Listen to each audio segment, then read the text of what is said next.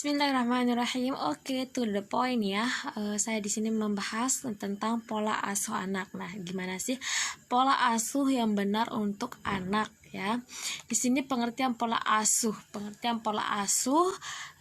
pola interaksi antara orang tua dan anak dalam mendukung perkembangan fisik, emosi, sosial, dan juga intelektual sejak dalam kandungan hingga dewasa.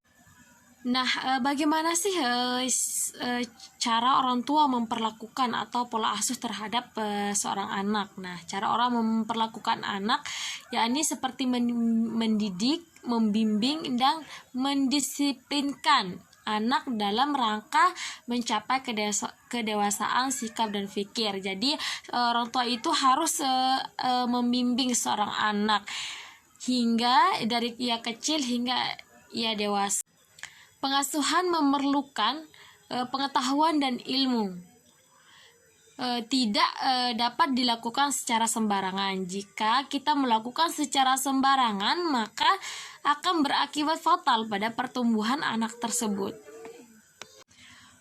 Pengasuhan ini kan dilakukan secara terus-menerus dari ia dalam kandungan atau janin sampai ia dewasa atau berumur 17 tahun. Maka dibutuhkan orang tua hebat yang terlibat secara naluriah memegang peran pengasuhan.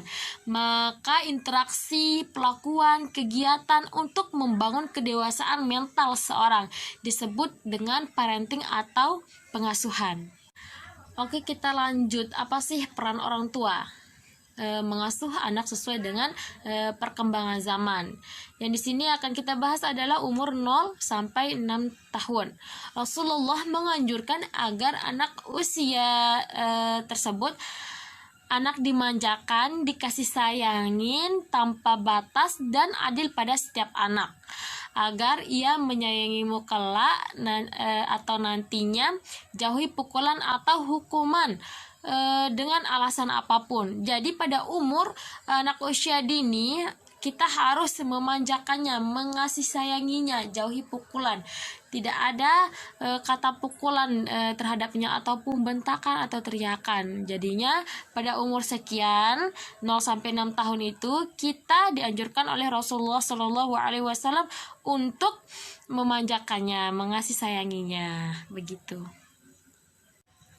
Karena tumbuh kembang seorang anak itu tergantung pola asuh orang tua, bagaimana cara ia mendidiknya, bagaimana cara ia mengajarinya, dan sebagai orang tua itu sebagai contoh perilaku seorang anak tersebut.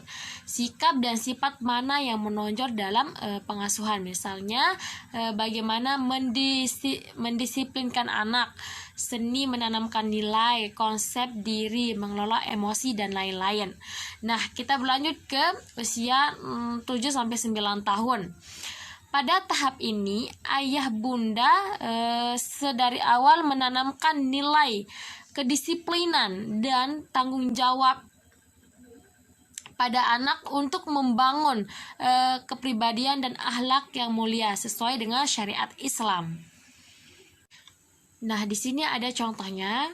Contohnya pada umur atau usia 7 tahun anak sudah diperintahkan untuk mendirikan sholat.